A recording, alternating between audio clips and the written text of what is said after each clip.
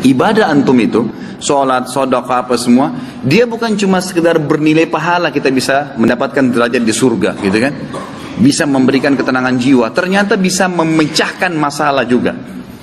Terjadi kisah di Riyadh, seorang ibu, kisah nyata di Saudi. Ini di Riyadh ini sudah masyhur ceritanya nih. Antara seorang ibu dengan seorang TKW dari Indonesia.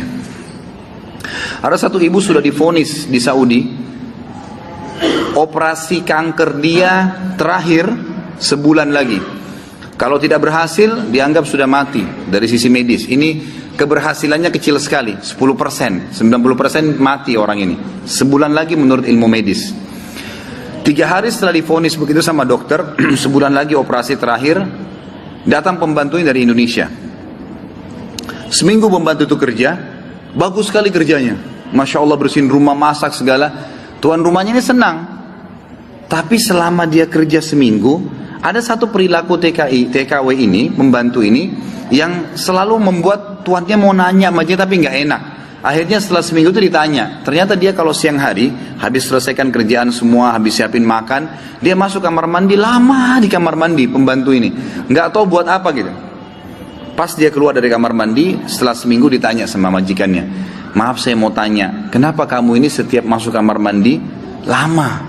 Ngapain? Gitu kan? Langsung nangis tiba-tiba TKW itu menangis, pembantu itu menangis. Dia tanya kenapa kamu nangis? Dia bilang ceritanya begini sebenarnya.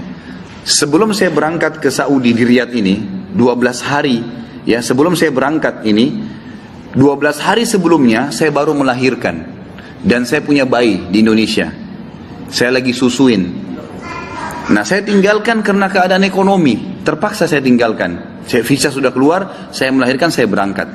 Nah saya masuk kamar mandi ini, saya keluarin air susu saya, karena kalau tidak payudara saya sakit. Coba, kalau antum dengar keluhan seperti ini dari pegawai, dari staf, dari orang, apa yang antum lakukan? Perhatikan perilakunya muslimah ini, ya. Majikannya buat apa? Ini ternyata menjadi penyebab, penyakitnya hilang. Apa yang dia buat?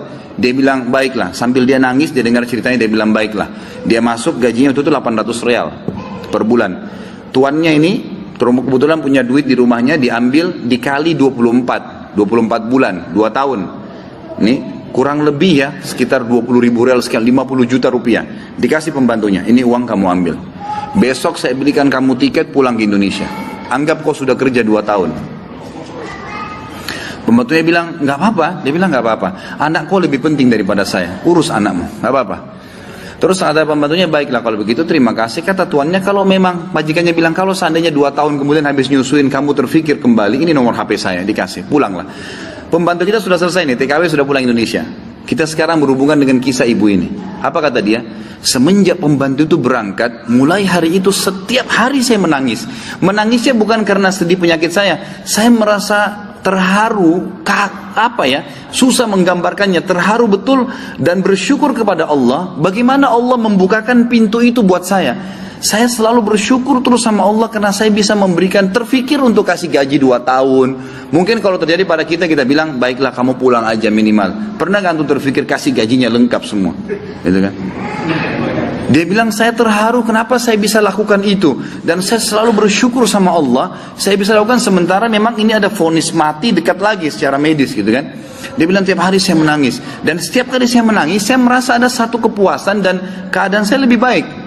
Ringkas cerita, tiba masa operasi, ditelepon rumah sakit, disiapin semuanya alat operasi. Ini sudah jelas akan menemui ajal kalau secara medis. Tiba di rumah sakit, dicek sebelum operasi, dokternya duduk setelah cek di kursi lalu bertanya, kamu berobat kemana sebulan ini? Kata ibunya, saya nggak berobat kemana-mana. Kamu tahu nggak, kanker kamu nggak ada, sedikit pun nggak ada, akarnya nggak ada, sembuh total, nggak ada, nggak mungkin terjadi secara medis. Ibu itu tersenyum lalu mengatakan, kalau betul apa yang dokter ucapkan, itu karena sedekah saya. Diceritain sama dia ceritanya, begini. Dokternya jadi nangis, dokternya bilang apa? Subhanallah, yang telah membukakan mata hati saya, ternyata menyembuhkan bukan obat sama dokter, tapi siapa? Allah subhanahu wa ta'ala. Ambil pelajaran ikhwas sekalian, ternyata amal-amal soleh itu bisa membuat kita keluar dari masalah.